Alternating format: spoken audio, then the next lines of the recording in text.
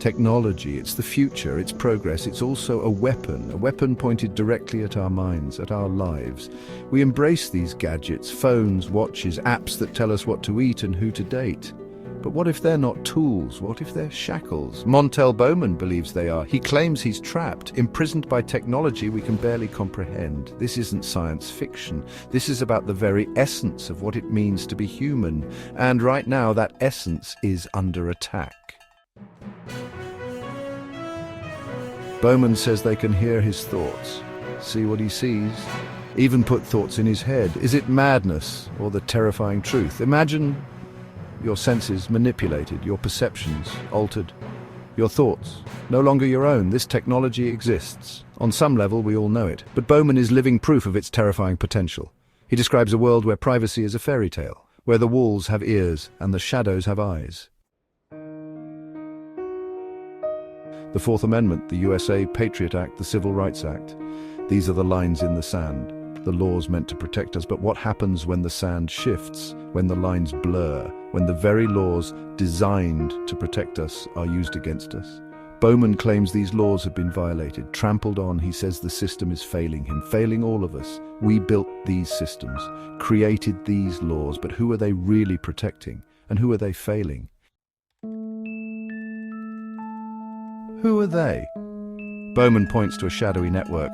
Corrupt cops on the take, black market tech peddlers, even whispers of government agencies operating in the dark.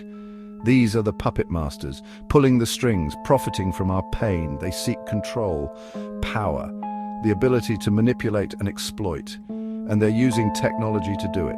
This isn't about one man's paranoia. This is about a system that's gone rogue, a system that's lost its way. Section 5, the price of power. Why? What's the end game? For some, it's money, cold hard cash. The human mind, a commodity to be bought and sold. For others, it's about control, shaping thoughts, influencing behavior, maintaining power at any cost. And for some, it's personal. Vendettas played out on the digital battlefield, lives ruined with a keystroke. The motivations may vary, but the result is the same: the erosion of freedom, the death of privacy. Section 6, a house of mirrors. How do you prove the invisible? How do you fight an enemy you can't see? This is Bowman's dilemma. It's also our own. We live in a world of digital shadows, where evidence is fluid, where truth is subjective. Our legal system is built on tangible proof. But what happens when the crime is intangible? When the weapon is the mind itself? Bowman's case is a wake-up call. A stark reminder that our laws haven't kept pace with our technology. Section 7, the walls close in. The implications are staggering. If Bowman's claims are true, it means any of us could be targets. Our thoughts, our feelings, our very essence up for grabs. Imagine a world where trust is impossible, where every interaction is suspect, where the line between reality and manipulation is hopelessly blurred.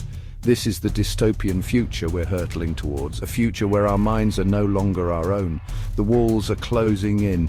The question is, will we wake up before it's too late? Section 8, a question of justice. Bowman demands justice, not just for himself, but for all of us. He wants accountability, transparency, and he wants it now. He's filed lawsuits, demanded investigations, but his cries have been met with silence, or worse, indifference. Our legal system is failing to protect us. Our elected officials are failing to act. And the very people who are supposed to serve and protect us are turning a blind eye. The time for complacency is over. The time for action is now. Section 9. The fight for tomorrow. This isn't just Montel Bowman's fight, it's our fight. The fight for our minds, the fight for our freedom, the fight for our future. We must demand stricter laws. We must hold those in power accountable. We must educate ourselves and others about the dangers of unchecked technological advancement. The future is not yet written. But if we don't act now, we may not have a future worth fighting for. This is a call to arms. A call for awareness, a call to action. The time to choose is now. Silence is no longer an option.